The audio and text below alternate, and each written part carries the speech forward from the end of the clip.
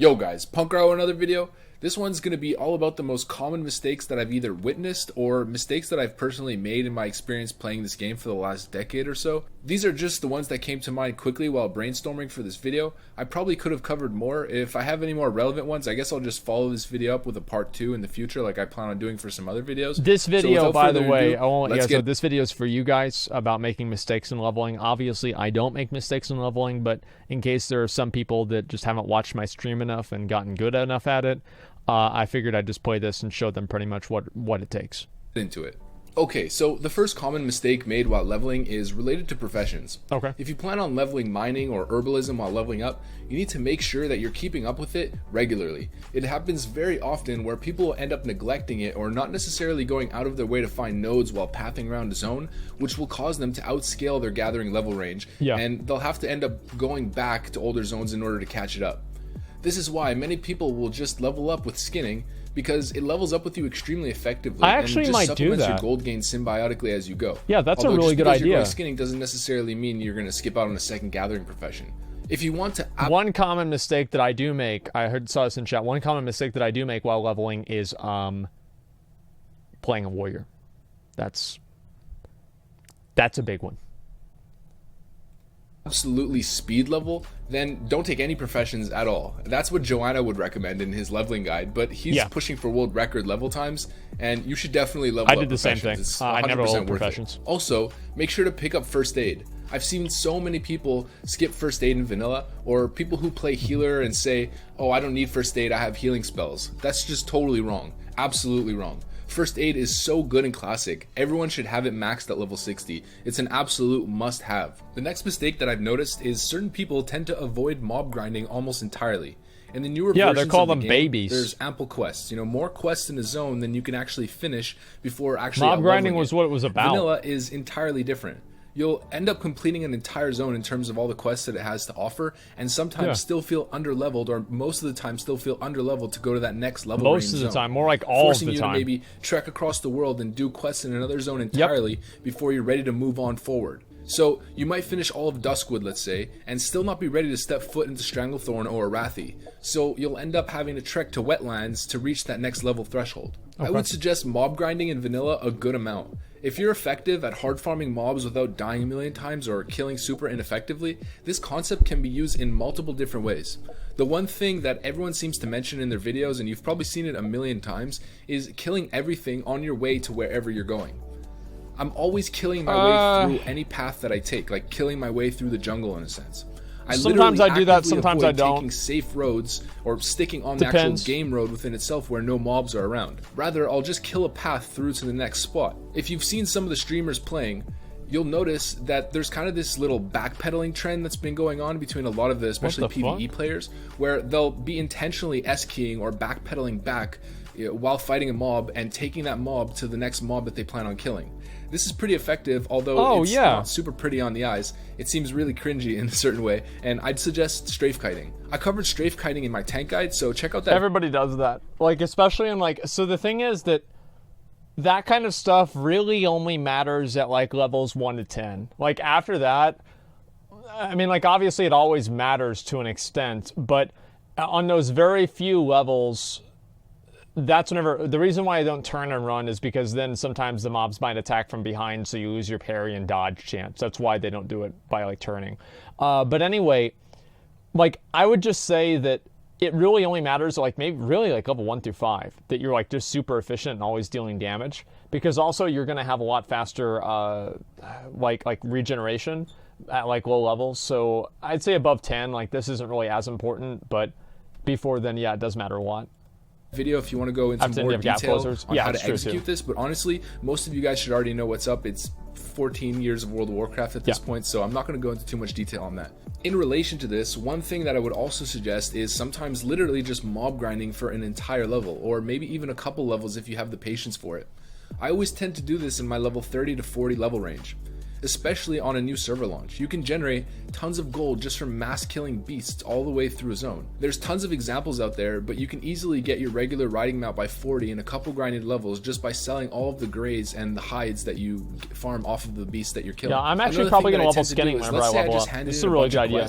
Or I have a bunch of quests completed ready to hand in. This is really and I'm smart. 3 to 4 bars away from dinging. Sometimes I'll just grind off that last little bit of the level and then continue on. Alright, so next we got dungeons. Dungeons are super fun in vanilla. They're an adventure, the whole process. Finding heroes to fight alongside you, trekking to the dungeon as a unit, getting lost in the dungeon, finding your way through the actual dungeons. And dungeons aren't exactly linear in vanilla, but people very often make mistakes when it comes to doing dungeons in vanilla.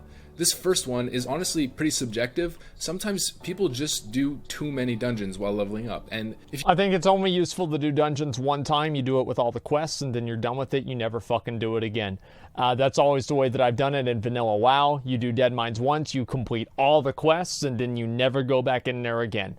If you do it, you're just wasting your fucking time. There are very few items that you need to get. Like, maybe you do Scarlet Monastery a couple of times because it's very time efficient.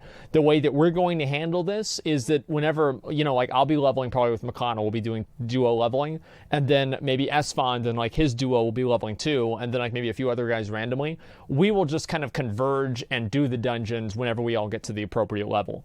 And that just kind of makes it I think it just breaks up the monotony of just leveling over and over. And I think doing the dungeons, it's kind of part of if I was really trying to go for a world first record for leveling, I'd be playing on private servers constantly, etc. I think I'll probably be one of the first actual just normal streamers to get level 60, but I'm not really going for any sort of a world first record personally. If you want that, but if you want that to be part of your experience, and you want to do a bunch of dungeons, or you want to redo the same dungeon over and over again because you're trying to get a specific item, then sure, if that's how you have fun, then do it. But keep in mind that dungeons don't give great experience in vanilla, and travel time to get to certain dungeons can really eat away at your /played, slowing your leveling pace significantly. But the most major mistake that people make in relation to dungeons while leveling up in vanilla are dungeon quests. So, in the new game, it's all streamlined. It's idiot-proof in a certain sense, whatever you want to call it. Every dungeon that you enter has tons of quests at the beginning of the dungeon itself. When you zone in, there's just a bunch of quest NPCs there. You pick up all the quests, rush the dungeon, do the quest, finish, and you're done. But in Classic, it's not necessarily that simple. There's quests for most dungeons, sure. Pretty much all of the dungeons that I could think of off the top of my head. But it's not necessarily clear as to where you get them. The quests are generally attained from random quest areas in surrounding zones, so the most common one, let's say, is for Dead Mines, for example. You'll get quests for it in Westfall's Sentinel Hill, and some of the quests will require doing an actual chain outside, like the Defias Brotherhood chain, before you get access to the dungeon quest. And sometimes, the quest will literally be on the other side of the world for no damn reason at all. So if you want all the quests for a dungeon, you'll have to know where to get each specific quest for the dungeon. It might take you super far away. There's a spreadsheet. It's very easy to do that. What you do is you basically just have everybody go to a different place, right? So for this, you have one person get a quest in Sentinel Hill. I think there's a quest in there might be one in Ironforge. I forgot if there's one in Ironforge for Dead Mines or not. But you have the people in Ironforge go get the quest there, and then everybody gets one thing, and then they all come together and share them. That's at least what we did in the beta. I thought that worked really well. 3 in Stormwind. I thought there was 5 total.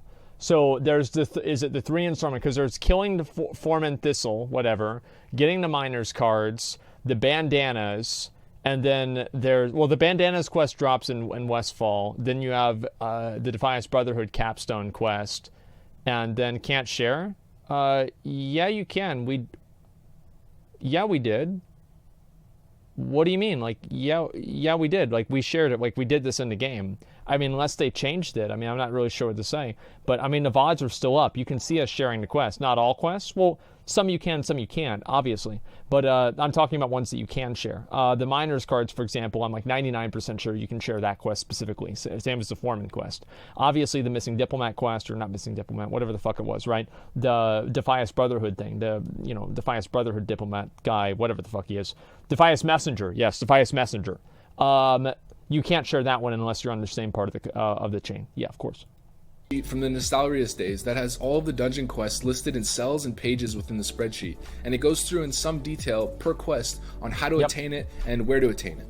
There's also probably going to be an updated version of Atlas loot that's being developed for Classic WoW, and I'd imagine that each dungeon page will probably have a tab on the side of it where you'll be able to actually go through and see all the quests for each dungeon that you're selecting and looking at all the loot for. So I would definitely suggest having an understanding of where things are before you're going in, you know, what dungeons have quest rewards that you want to be pushing for, and in general, which dungeon quests you want to prioritize or you find could be effective while leveling up before just blindly heading into classic dungeons without any understanding of how the dungeon quest system works in vanilla. Now, this one might trigger some people out there, but this is just my opinion from playing on high population fresh vanilla launches in the past. And honestly, it might not be as significant of a factor if we consider layering and its effect on the vanilla experience. This is a mistake that I've done in the past, and I've seen others make the same mistake as well, is getting caught up in Stranglethorn Vale. Stranglethorn is the first real neutral zone in a certain way. It's the first Horde/Alliance contested area, and with neutral quest zones, you know, Alliance and Horde camps, and in general, it's a spot where everyone seems to always gravitate to in vanilla. This can be a double-edged sword. The questing in STV is great. There's so many quests there and tons of mobs to kill everywhere, as well as some really nice quest rewards. But on the other hand, it can be an absolute mess. Stranglethorn Vale during a fresh vanilla launch. Big fucking truth. This is why I stopped playing on war mode. Is that I would spend literally like an hour and a half doing my world quests whenever I could do them without war mode in like 10 minutes. But I would be sitting there, I'd be like, some dumb fucking mage thinks that he can come at me. Well, we'll fucking see about that. And so then I kill the mage. Then the mage has somebody help him. Then they kill me. I say, what do these motherfuckers think they can, they can 2v1 me? Well, I'm going to get 2 more of my boys. Yo, who's here? And then I try to go and I fight him, right? It's 2v3. Now it's 3v4. And I'm just wasting my fucking time killing people, chasing them down, not even doing the quests. Can be a total cluster of level 30s to 40s. You kill an absolute BFA, cluster. yeah, sure. On a PvP server, you can easily get caught up in endless battles, or you might get camped for a super long time. Or even if you're that kind of player, you might end up just distracting yourself and trying to pick a fight with every Horde or Alliance that you come across. This can slow down your leveling pace quite significantly. I'm going to end up running a Hunter in vanilla, so my plan is probably to go to Northern Stranglethorn Vale, do the big game Hunter quest line, and then most likely head north to Arathi Highlands and just mob grind and quest. Then head to Desolace in the later 30s for pretty much the same thing. I want to farm gold as I level, so I'm probably going to end up avoiding Stranglethorn Vale for the majority of it. As I know, I'll probably end up getting caught up in brawls pretty much non-stop. When I start, I can't stop. If someone kills me while I'm kiting a mob just trying to live, or kills me in a scummy manner, I'm going to end up spending 30 minutes to an hour just trying to hunt that same person down with a vendetta. So again, Stranglethorn Vale can be a double-edged sword. And I guess the point of this is, if you want to level at a strong pace, you probably don't want to get too sidetracked with world PvP outside of the odd fight. Stranglethorn Vale, if you're hyper competitive, will bring out that nature out of you and throw you into a PvP frenzy. Also, as I mentioned that I'll be gunning for that video, from Big Game Hunter, that's another thing that people tend to overlook. If you can get an idea of where good weapons are, good quest rewards that yield weapons are for each level range, try not to skip zones that'll end up giving you a big weapon upgrade as a hunter or a melee. A strong weapon is the biggest boost that you can get in vanilla, especially at lower levels. That's why warriors gun so hard for that whirlwind axe at a low level. It's a huge power spike which speeds your leveling process up significantly. The next mistake that I see very often is heading into a higher level zone way too early. When mobs are significantly higher level than you are in vanilla, you're at a severe disadvantage due to how defense and weapon skill... Like the way that I'm going to do it, I'm just going to always farm lower level mobs. Like warriors are gods at killing lower level mobs, right? Such as... like let's say in Westfall or like rogues or something like that. But whenever you fight higher level mobs like red level or orange level mobs or mages, then you're going to have a bad time. Is based on your current level in respect to your opponent's level. And also for casters, it's a similar thing with spell hit. I've done this many times when I was younger and new to World of Warcraft, but as I stated earlier, there aren't enough quests in one zone to level you through the entire level range of that zone. You're going to have to end up visiting multiple different areas within that level range in order to get yourself to that next level threshold. I used to be so enamored with Stranglethorn Vale as a zone when I was much younger, and the moment I would hit level 28, I would want to go there so bad that I wouldn't be able to fight that urge and I would just go. Even if a lot of the mobs in the mid portion area were red to me, I would say screw it and just head to the jungle. We did the same thing, and we fucked ourselves doing it. Skills is it was based so off dumb. your level. You're so weak against those mobs that you might be able to do the first couple quests, killing baby tigers and panthers, but the moment you're done with that, the mobs will be level 33 and 34 and you're done. You've just hit a wall. It's way smarter to stay in a zone that you outlevel by maybe 1 or 2 levels, or that's right at your level. If you're level 28, go to Hillsbrad Foothills till early 30s, or just mob grind in your level range to the early 30s, then head to Stranglethorn when you're ready to head there. This next one is related to travel. Okay. While you're leveling up, you want to travel to important travel points within the game if possible. This is a meta thing, because while you're traveling, you should always hold, like, taking a shit or taking a piss until you have to get on a flight path. Like, you wait for that moment and then you do it. You hold it until you go on the flight path, and that way you're maximizing time and you're never truly AFK. For example, Menethil Harbor in the wetlands, I wouldn't skip the wetlands if you're Alliance. Same with at least going to Stranglethorn Vale and getting that Booty Bay flight path in your level 30s.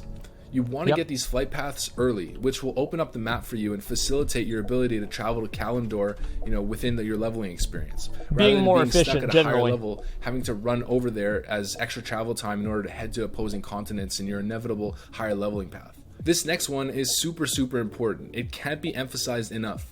This is a mistake made by a large amount of people, surprisingly enough, at least in my experience.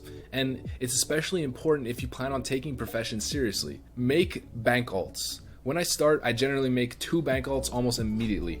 I did the same thing. I didn't need a guide to tell me this. I made a bank alt. I named it El Banco. It's Spanish for bank. I had El Banco 2 whenever I ran out of space on El Banco 1. For general crafting mats and cloth and things like that, and a second BOE bank. So an alt that I'll send all of my BOE green items towards at a higher level. Keep in mind and pay attention to the green items that you get. Sometimes it's worth vendoring them if they're worth more gold than the potential mats that you'll get from disenchanting them, or maybe sell them on the auction house if they're statted really well. Always pay attention to the actual green and the stats on the green. If they had spell power, healing power, or just really nice stats in general, it might have high value, especially wands with healing power or spell power. This next mistake is also one that I've seen very often, and it's been stated so many times by other YouTubers, and I've mentioned it in a previous video that I've made, but while leveling up, you don't want to visit your class trainer and buy every single skill upgrade every single time you go there. I'm never going to learn any defensive tanking spells. My goal in Classic WoW is to not learn Sunder Armor. Like, I'm just not going to learn the ability. Like, the thing is that, said the main tank, okay, well, besides in tanking, like for DPS, that's fine. Or sorry, for tanking, yeah, sure. But until then, I'm just not going to learn the ability. Sunder Armor is a tanking ability. Same with Taunt. I don't want to use them. I don't want to have them on my bar. I don't want to have anything to do with them. They are purely tank abilities. I'm going to level up Mortal Strike and Whirlwind. That's all I need to worry about, boys, and I'm going to spend all the rest of my money on really expensive big swords. Training skills is expensive in Classic, especially in the early days when you don't have much gold. That's it. Doing this will drain your gold extremely quickly. Instead, you want to specifically train the abilities that are the core to your leveling experience. For instance, as a hunter, I won't be putting too much emphasis on demon tracking, higher ranks of wing clip, or, little things like that. Instead, what I'm going to do is focus on Arcane Shot, Serpent Sting, and the skills that are first prio when it comes to actually killing mobs effectively. This is really important for saving as much gold as you can until you hit level 40 so you can get that mount immediately. Yep. So last one that he I'm only going has to cover, 32,000 really gold. Quick, because again, it's not that something much. That's been stated a million times. But from level 1 to level 10, you don't incur res sickness when you resurrect at a spirit healer. So dying sometimes can be used as a pseudo hearthstone to get back to the quest hand-in or to the next spot. From level 11... See, like, that's something that I wish I spent more time on, like, private servers doing, or, like, even on the beta doing, is knowing where to die to kind of, like, speed myself up to move from one point to another for res sick. But I never really spent a whole lot of time doing that. I know there's, like, a few of them, like, dying in the mines and you res at like, Goldshire or something like that. But for the most part, it's not really as popular. To 20, the res timer applies, So but it's only 1 minute added per level. So at level 11... Wait a minute. So, like, yeah, like, more is 0. Like, so, like, you start with 0. I've never played a private server before. So spending more time playing on a private server, you start with 0. Like, anything would be more, right? I mean...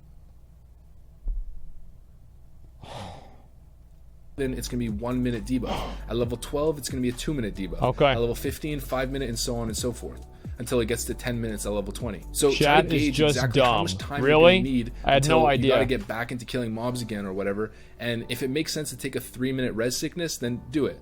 Alright, well, that's it for this one, boys. I tried to keep this one brief and just go over some general mistakes that are made while leveling in vanilla.